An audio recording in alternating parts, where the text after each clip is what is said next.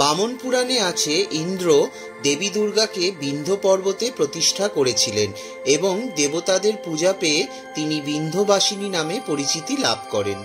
দেবী পুরাণে আমরা পাই দেবী দুর্গা চণ্ড মুণ্ডকে বধ করার পর রক্তবীজ শুম্ভ নিশুম্ভকেও বধ করেন এবং সেই যুদ্ধ হিমালয়ে সংগঠিত হয়েছিল।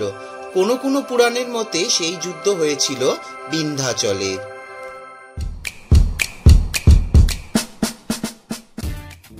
বেনারস থেকে বেশি দূর নয়, ট্রেনে ঘন্টা 3 পথ। দীনদয়াল উপাধ্যায় স্টেশন থেকে এলাহাবাদের দিকে মির্জাপুরের পরে স্টেশনের নাম বিন্ধ্যাচল।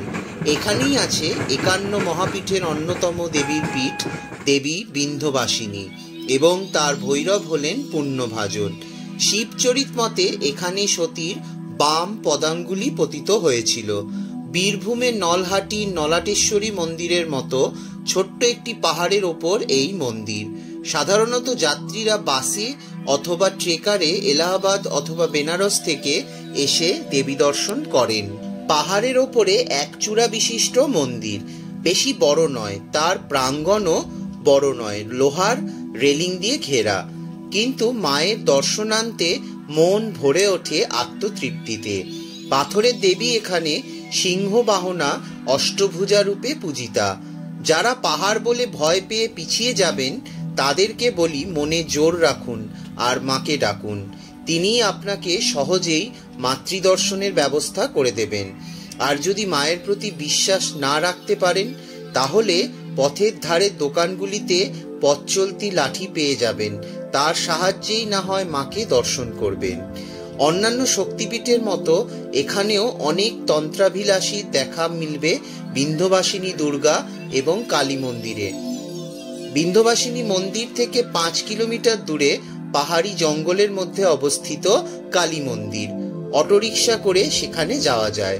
পার্থিব আকাঙ্ক্ষা পূরণের জন্য অগণিত মানুষ এখানে তান্ত্রিক ও কাপালিকদের কাছে ভিড় জমান।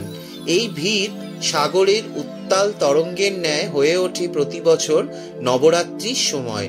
সেই সময় স্বার্থান্বেষী ভক্তদের চিৎকারের মধ্যে দিয়ে শত শত ছাগ বলি দেওয়া হয়। মন্দিরের পাশেই সিঁড়ি নেমে গেছে গঙ্গার ধার পর্যন্ত। এই ছিল গৌতম বিশ্বাসের লেখা শক্তিপীঠ পরিক্রমা বই থেকে দেবী বিন্ধ্যবাসিনী চ্যাপ্টারের সামারি, যেটা আমি আপনাদের সাথে শেয়ার করলাম। ভিডিওটি ভালো লাগলে অবশ্যই লাইক, শেয়ার, কমেন্ট করবেন এবং অবশ্যই আমার চ্যানেলটাকে সাবস্ক্রাইব করে নোটিফিকেশন বেলটাকে অন করে রাখবেন, যাতে ভবিষ্যতে আমি যখনই কোনো ভিডিও আপলোড করব তার নোটিফিকেশন আপনাদের কাছে চলে যাবে। ধন্যবাদ।